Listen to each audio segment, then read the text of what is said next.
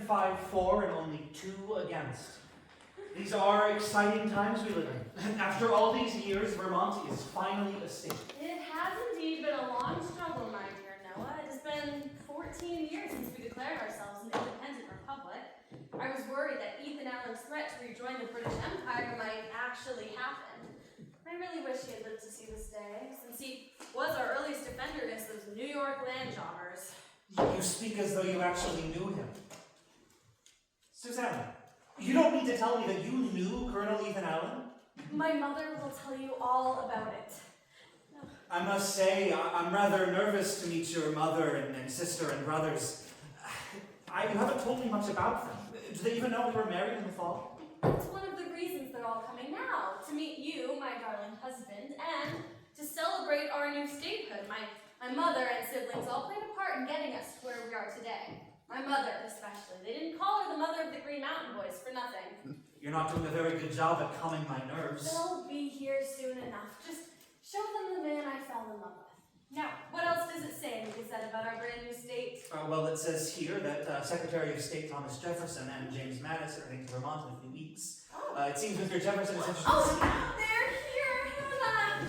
Oh, Hannah, I would like to introduce my husband, Noah Douglas. Noah, a pleasure to meet you, and such a lovely home you have. Susanna was accustomed to much more primitive accommodations when she was younger. So how do you like sleeping above ground, sister? Above ground? Oh.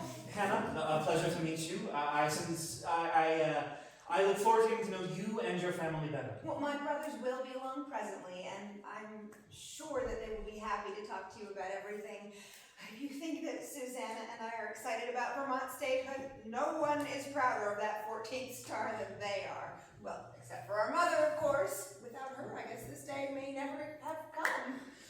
But they will be here soon.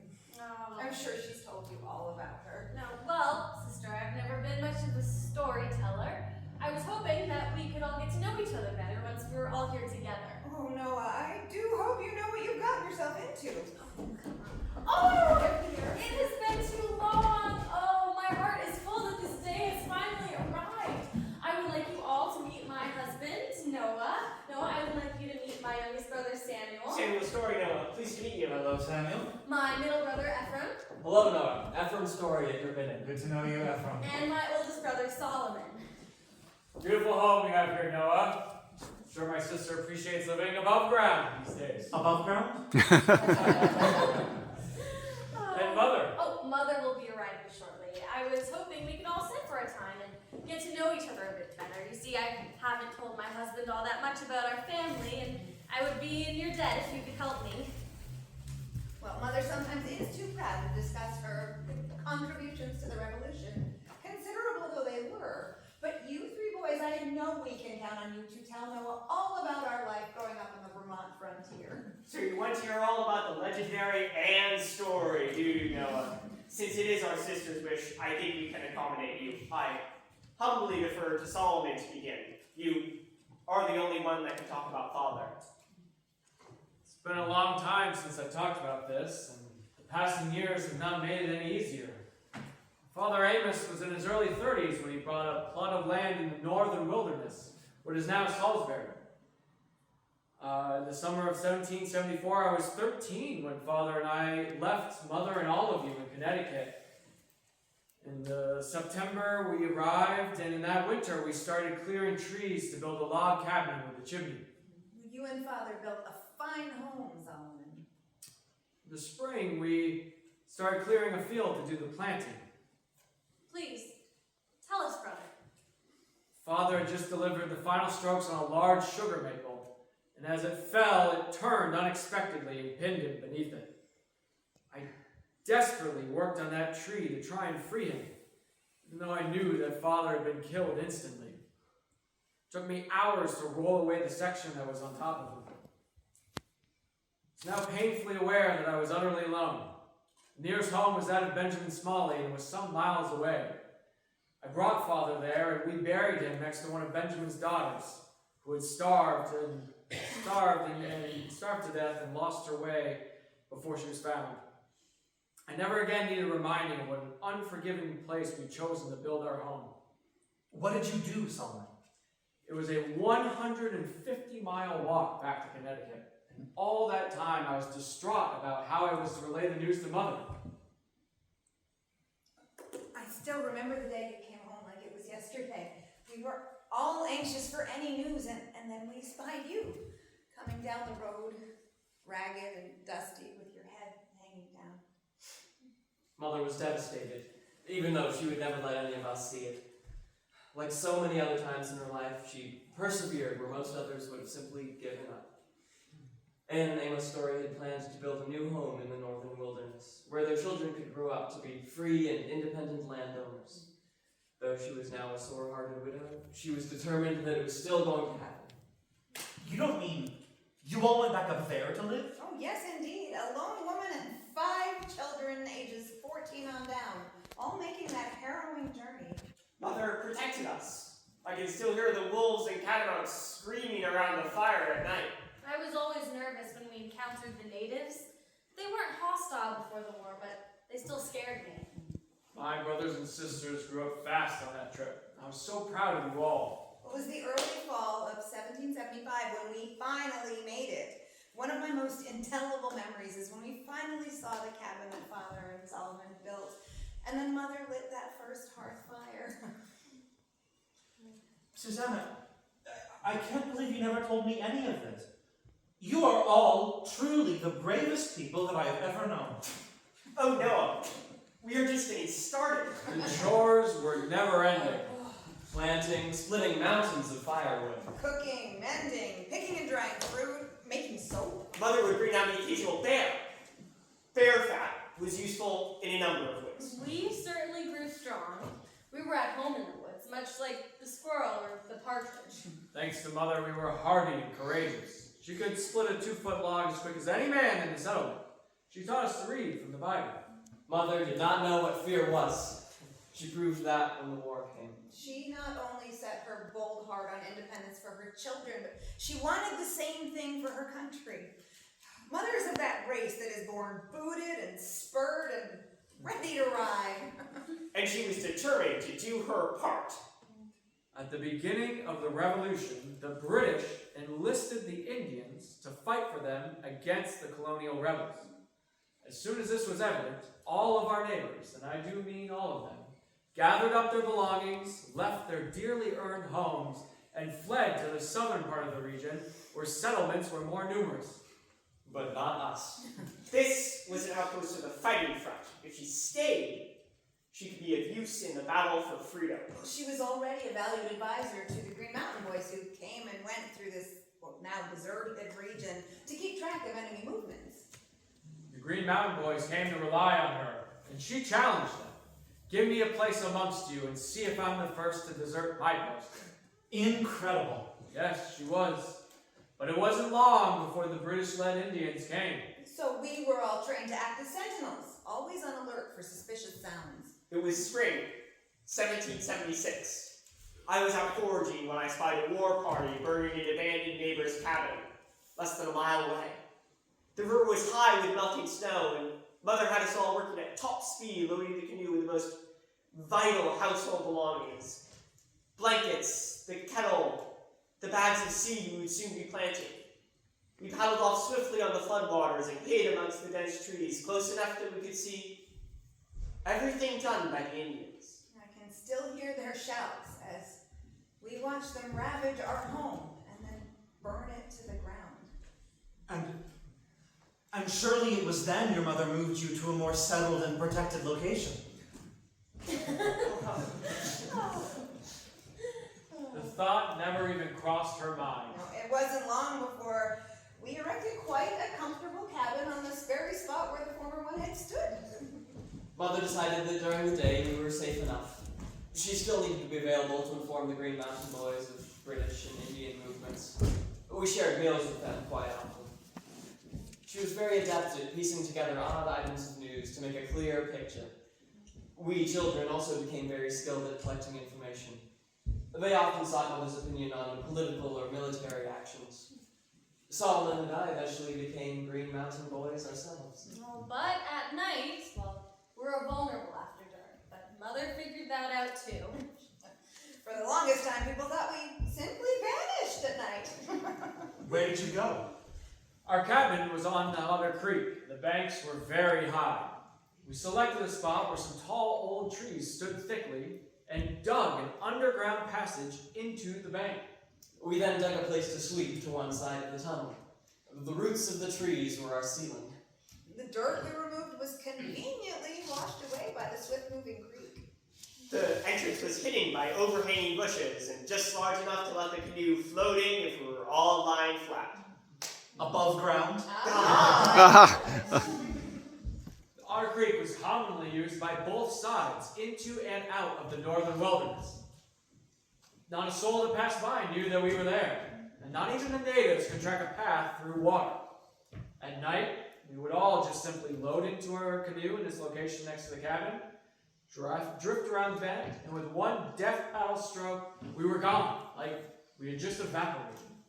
Unless there was a baby crying. Oh, my dear. Oh, my darling. Let me get the other one. Oh, Mother, I would like to introduce my husband, Dr. Douglas. Meet Mrs. Ann Story. Oh, Mr. Douglas. Mrs. Story, a pleasure to finally meet you. I sincerely hope Susanna and I have your blessing. Oh, I'm so happy to finally meet you. It's apparent to me that you realize your good fortune in having won my daughter's heart. And I can hear in her voice how happy she is. Oh, Mother, please be comfortable. We were just giving my husband a little family history lesson. Well, so I heard when I came in. I am so looking forward to toasting Vermont statehood with you all. Noah, despite their ages, all of my children were instrumental in our fight for liberty. Yes, Susanna has been very humble about your family's history, so I'm rather grateful your children have been so grateful in telling your incredible story today. Now, Mother, what about that crying baby? Oh, very well.